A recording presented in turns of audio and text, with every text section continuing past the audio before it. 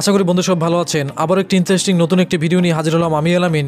আজকে দেখতে পাচ্ছেন একবারে কমেন্ট নিয়ে হাজির হলাম। তার একটি প্রশ্ন ছিল যে এলইডি টিভির ভিতরে আমাদের এলসিডি এবং এলইডির মধ্যে পার্থক্য কী সেগুলো একটু ব্যাখ্যা করতে। তো কথা দিয়েছিলাম আজকে ভিডিওটি দেব, গুরুত্বপূর্ণ ভিডিও, তাই অবশ্যই আপনাদের মাঝে নিয়ে আসলাম, কারণ এটি অনেকেরই জানা দরকার এবং আমি মনে করি খুব গুরুত্বপূর্ণ একটি ভিডিও, কারণ এটি নিয়ে আলোচনা করলে আপনারা বুঝতে পারবেন এলইডির ভিতরে যে দুইটি পার্থক্য আছে।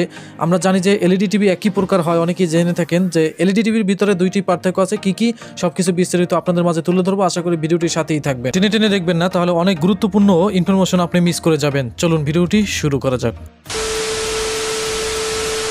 ফিরে আসলাম মূল ভিডিওটির অংশে। দেখতে পাচ্ছেন আমরা আপনাদের বোঝানোর জন্য সহজ উপায় এক সাইডে রেখেছি এলইডি ভিএস এলসিডি, দুইটির মধ্যে পার্থক্য কি, মূল বিষয় হলো এটা। সম্পূর্ণভাবে আপনাদের বোঝানোর চেষ্টা করবো, সেই জন্য ডাটাবেসগুলো আপনাদের জন্য জোগাড় করেছি। তো ভিউয়ার্স, আপনাদের সুবিধার্থে আমাদের বাম সাইডে রয়েছে এলইডি। তো এলইডির বেলায় এক নম্বরে আমাদের ধরতে হবে এই ধরনের মনিটরগুলোর উপাদান হলো তরল স্ফটিক বা গ্লাস, এক নম্বর। আর এখানে আমাদের এলসিডির বেলায় এই ধরনের মনিটরগুলোর উপাদান হলো আলোক উৎপাদক ডায়োড। এই বিষয়গুলো আসলে আমি বলে যাচ্ছি, পরবর্তীতে আপনাদেরকে বোঝানোর চেষ্টা করব আমি অর্থ সহকারে। এরপর দেখতে পাচ্ছেন আমাদের দুই নম্বরে আসবো। দুই নম্বরে এলইডি হলো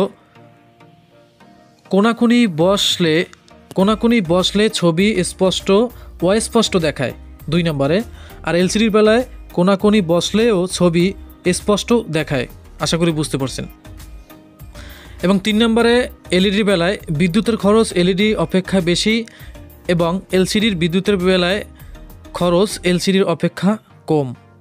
তো এখন আপনাদের একটু বুঝিয়ে বলি, অনেকেই হয়তো আপনারা বুঝতে পারেননি। তো বন্ধুরা, এখন আপনাদের একটু বুঝিয়ে বলি। এই যে দেখতে পাচ্ছেন এলইডি রয়েছে আমাদের বাম সাইডে এবং ডান সাইডে এলসিডি। তো এলইডি হলো, আপনারা জানেন যে এলইডি টিভির ভিতরে ব্যাকলাইট থাকে, ভাল্ব জাতীয় এলইডি ব্যাকলাইট থাকে, স্ক্রিন আপনারা দেখতে পাচ্ছেন।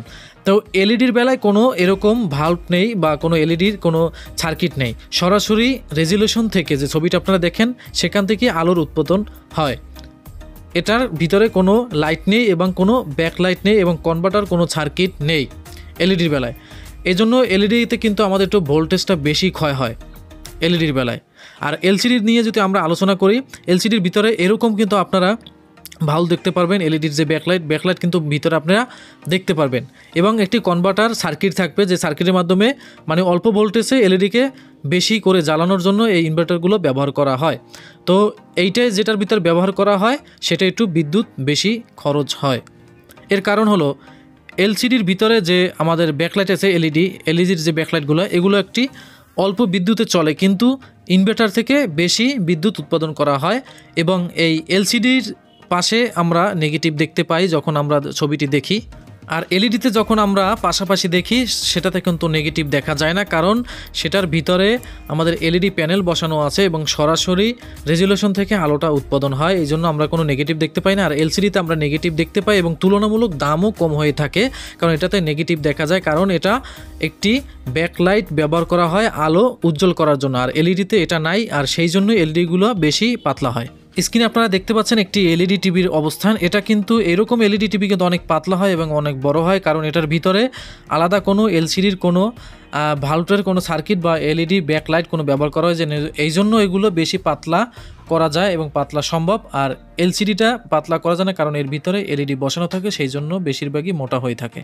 যেমন আমাদের বাংলাদেশে বর্তমানে অনেক মোবাইলও এলসিডি এলইডি প্যানেল ব্যবহার করা হয়, যেগুলো এলইডি ব্যবহার করা হয় সেগুলো দেখবেন আপনার ডিসপ্লে কিন্তু ভাঁজও করতে পারবেন, ব্যাকাও করতে পারবেন। হাতের সাথে কিছু স্মার্টফোন আছে সেগুলো আপনার হাতের সাথে ব্যাকা করে চালাতে পারবেন, এটা এলইডি প্যানেল তাই সম্ভব, আর এলসিডি দিয়ে সম্ভব না। এই জন্য এলসিডিতে দাম একটু কম হয়ে থাকে, এলইডিতে দাম বেশি হয়ে থাকে, যার ছবির জন্য আমরা যে ছবিটা দেখি রেজুলেশনও বেশি পেয়ে থাকি এবং অনেক এইচডি কোয়ালিটি রেজুলেশন দেখা যায় এবং দাম তুলনামূলক একটু বেশি। আশা করি আপনার প্রশ্নের উত্তর পেয়েছেন। এরকম আরও নতুন নতুন ভিডিও পেতে চ্যানেলটির সাথেই থাকবেন, লাইক কমেন্ট করতে ভুলবেন না। ভালো লাগলে অবশ্যই আপনি চ্যানেলটি সাবস্ক্রাইব করে বেল আইকনটি অন করে রাখুন সবসময় অ্যাক্টিভ থাকার জন্য।